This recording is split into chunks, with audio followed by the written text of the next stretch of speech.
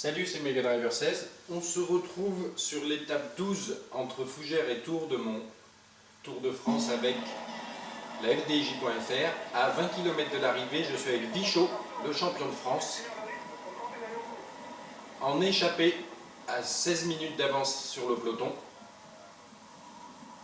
Et là, mes compagnons d'échappée ont lancé des offensives. L'offensive, on voit. Donc j'ai 4 compagnons d'échappée depuis le début de cette étape, qui sont le français Kadri,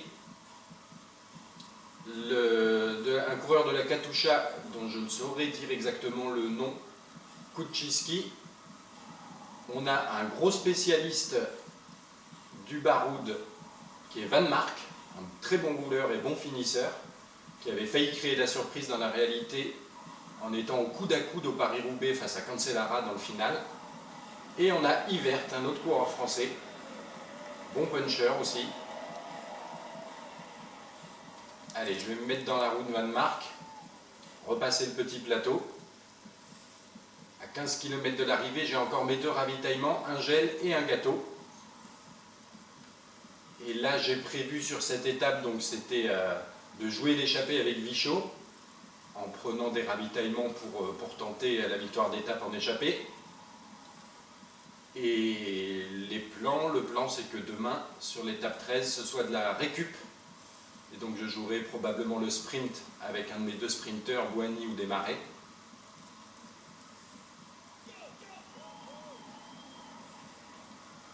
Donc de la récup pour l'étape de demain, en prévision de l'étape de Lyon où je tenterai une offensive avec Pinot probablement. Donc là, ils sont repartis à l'avant là. Je suis obligé de repasser le grand plateau pour essayer de revenir sur eux. Il y a Van Mark qui fait l'effort là pour essayer de rejoindre Kadri et le coureur de la Katusha. 10 km de l'arrivée pour les hommes de tête. Je me demande comment ils vont tenir ce rythme là. Là, on va sûrement assister à un regroupement là. Ça va peut-être se calmer un petit peu. Ce qui serait bien, c'est que je puisse repasser mon petit plateau. Oula, c'est Kadri qui est parti là. Kadri est parti à fond là. Moi, j'ai bientôt plus de jaune, donc je repasse. Mince, je me suis trompé. Ah là là, le boulet. Je voulais prendre mon gâteau pour le jaune et là j'ai pris le gel pour le rouge. Pas très bon cette histoire là. Petite erreur tactique. Et Kadri s'envole là. Kadri est fort. Il continue là devant son effort. Le gel, j'ai l'impression que ça remplit pas tant que ça le rouge hein, finalement. C'est bizarre. Alors, Kadri nous dirait qu'il paye un peu ses efforts. Van Mark, le coureur de la Katusha, n'est plus dans le coup, on dirait. Il y a Yvert un petit peu derrière. Van Mark reprend la tête. Enfin, en tout cas, je vais pouvoir me mettre dans sa protection. Ah, Yvert est revenu hein, au profit de cette petite baisse de régime. Allez. Il ne veut pas collaborer. C'est normal. Moi, je continue sur ma lancée à 3 km 2. Allez, je vais attaquer dans ce virage-là. Grand plateau, on le passe et on attaque. Allez, Vichot. C'était stratégique là d'attaquer dans le virage. Encore un virage à gauche apparemment. Allez, il est bien passé. Eh bien, Kadri, on dirait que ça lui a été fatal. Ma petite accélération là dans le virage. Oui. J'ai l'impression que Vichot va pouvoir fêter. Et voilà, Vichot en costaud qui s'impose sur cette étape de Tours. Avec Van Mark qui finalement prend la 2e place, Yvert la 3e, Kadri 4e et Kuczynski la 5e place.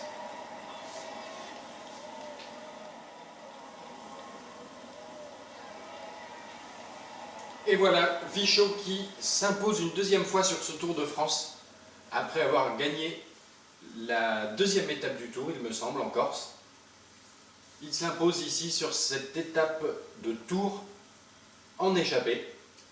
Pas de changement a priori au général. Thibaut Pinot toujours maillot jaune, toujours maillot à pois et toujours maillot blanc. On va vérifier rapidement qu'il n'y a pas eu d'écart, pas de cassure, pas de chute dans le final. En tout cas, une belle victoire d'étape pour mon champion de France Vichot, sa deuxième sur ce tour. Et donc, on a bien le peloton à 15,34. Voilà, tout le monde est arrivé dans le même temps, donc pas de changement au général et aux autres classements. A plus tard. On se retrouve donc à l'étape 13 de mon tour avec la FDJ.fr et je suis à 20 km de l'arrivée de cette étape de Saint-Amand-de-Montron avec Bouhanni. Étape de transition pour la FDJ en vue de l'étape de demain où Pinot tentera une attaque à Lyon avec cette arrivée accidentée. Et donc aujourd'hui, il y a une échappée qui s'est développée avec Dupont et Voigt. Et j'ai donné à toute mon équipe des pâtes d'amande, de la récup, en vue des échéances là, de Lyon et surtout du Mont Ventoux dans 2 étapes. Donc Bouhanni va devoir se débrouiller sans ravitaillement s'ils veulent faire quelque chose sur cette étape, et surtout il va falloir revenir un petit peu sur les échappées de devant. On va demander à tout le monde de relayer au maximum. J'avais Roy en protection là, mais il va partir au boulot. Je vais peut-être demander quand même à Pinot de rester dans le groupe, hein, tranquillement. Voilà. Je vais essayer de remonter un petit peu avec Bouhanni. Est-ce que l'écart réduit? Parce que 1 minute 22 à 14 km de l'arrivée, c'est quand même une belle avance qu'ils ont là devant, Voigt et Dupont. Même si les trains, là, les trains des sprinteurs ne chôment pas, on le voit là, ça avance vite, mais est-ce que ce sera suffisant? Les cars ne font pas, hein, loin de là.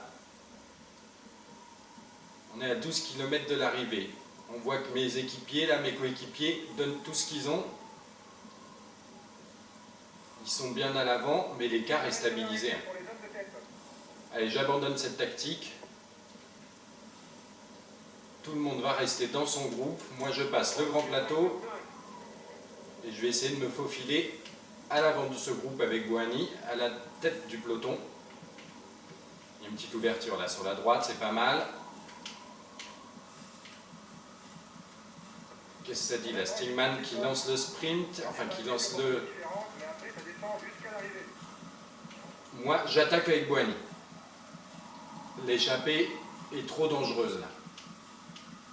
Allez, un petit virage là, c'est bon, on est dans la bosse finale. Après, c'est que de la descente quasiment.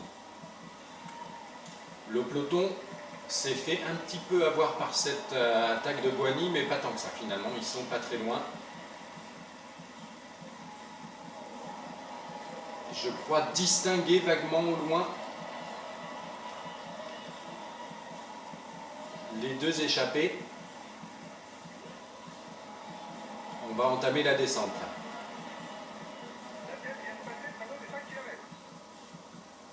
Allez, il va falloir tout donner dans la petite descente. Là, je les vois tout au loin, là, 2 silhouettes, Voigt et Dupont. Le peloton n'est pas loin derrière. Allez, ce serait bien que mon rouge revienne un petit peu là, parce que si ça doit se finir au sprint, même si ce n'est pas des spécialistes devant. Allez.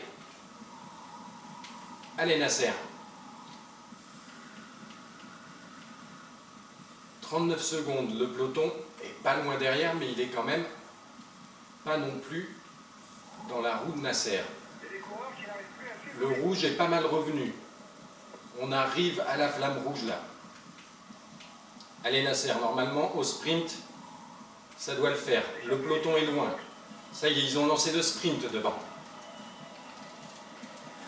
Oh, ils en peuvent plus. Ils en peuvent plus et Nasser va s'imposer Voilà, belle victoire d'étape de Nasser Bouhanni.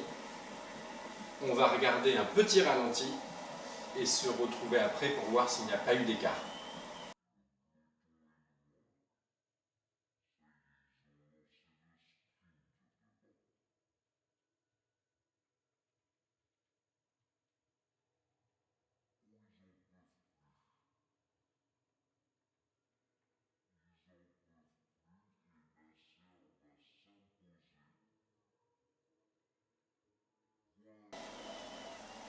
Belle victoire de Nasser, ça y est, qui a pris sa revanche sur la première étape de ce Tour de France où il n'avait fini que 3e. Alors là, certes, ce n'est pas un sprint massif, mais en tout cas, il a bien joué le coup. Vu que le peloton n'arrivait pas à revenir sur les échappées, il est parti tout seul, en costaud, et au sprint, il les a réglés dans le dernier kilomètre.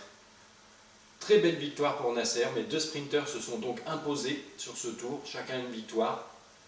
Pinot qui conserve le jaune, qui conserve également le maillot à pois, et qui conserve aussi le maillot blanc.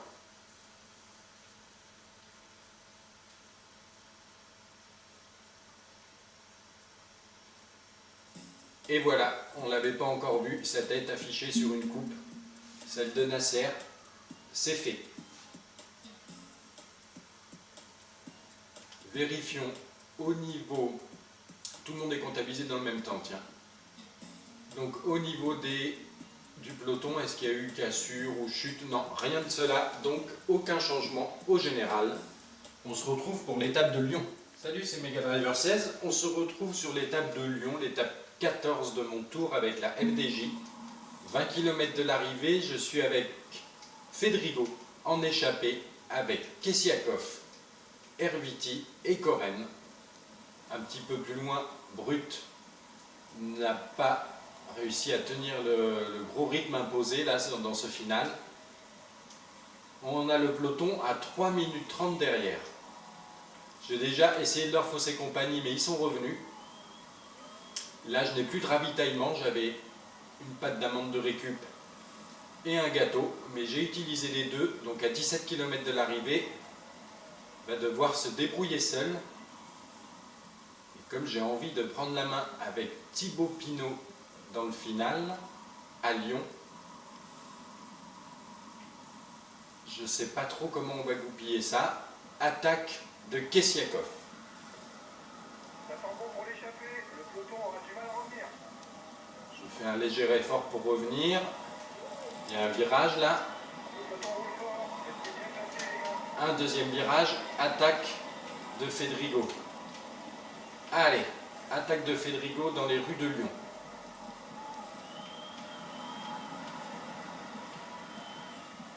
Grand plateau, qu'est-ce que ça dit derrière? Ils sont un petit peu plus loin.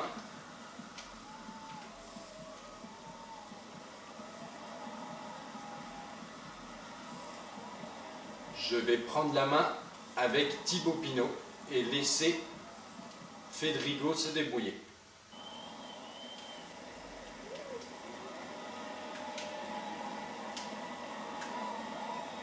Déjà une pâte d'amande.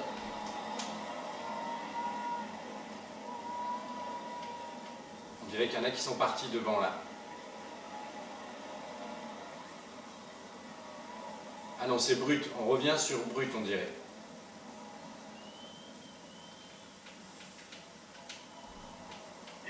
De l'arrivée pour les hommes de tête. Attention, le train d'Omega Pharma Quick Step est en route.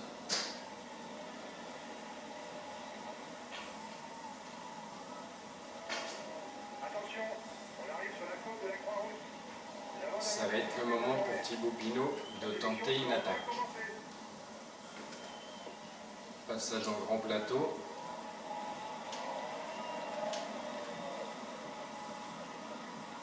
Et c'est parti. Attaque du maillot jaune.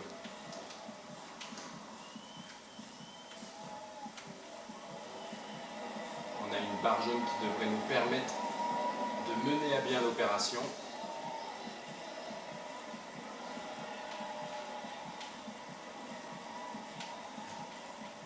Qu'est-ce que ça dit derrière.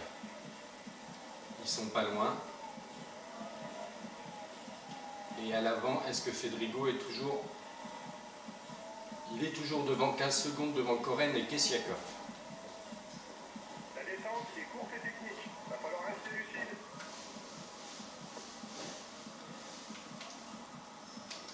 La tête vient de C'est passer parti 25 km. pour la descente. Allez Thibaut. Ce serait bien qu'il y ait des cassures derrière. On relance sur la petite plaque qui sépare, la petite partie de plaque qui sépare les deux bosses. 5 km de l'arrivée pour Thibaut Pinot. La Duchère. Après, ça descend tout droit jusqu'à la ligne. C'est le moment de prendre le dernier ravitaillement. Qu'est-ce que ça dit? Fedrigo, 19 secondes devant Koren. Ça sent bon. Le peloton se met à rouler. Quand il trouve l'échappée trop dangereuse. Allez, Thibaut qui en remet une couche. On a suffisamment de jaune. Oula, mais plus assez de rouge. Il vient de tomber. Il risque de perdre du temps en général. Froome qui tombe. Bonne nouvelle. Mon équipier est tombé. On est trop près d'arriver pour l'aider. Ah, le champion de France qui est tombé aussi.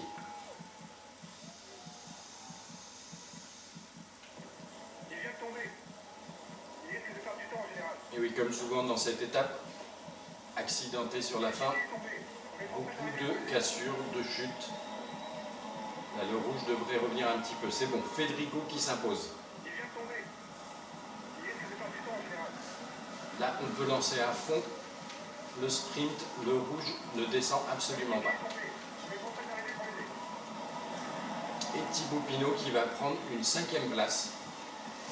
Il vient de tomber.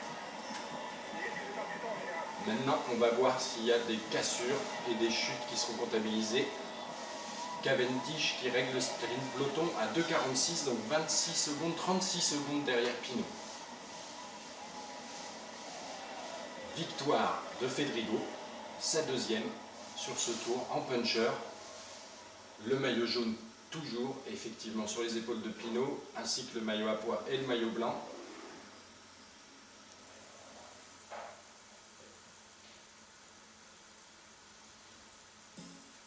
Voilà, la belle victoire d'étape, cumulé plus de 150 000 € de gains sur le tour. Ben voilà, ça c'est fait apparemment.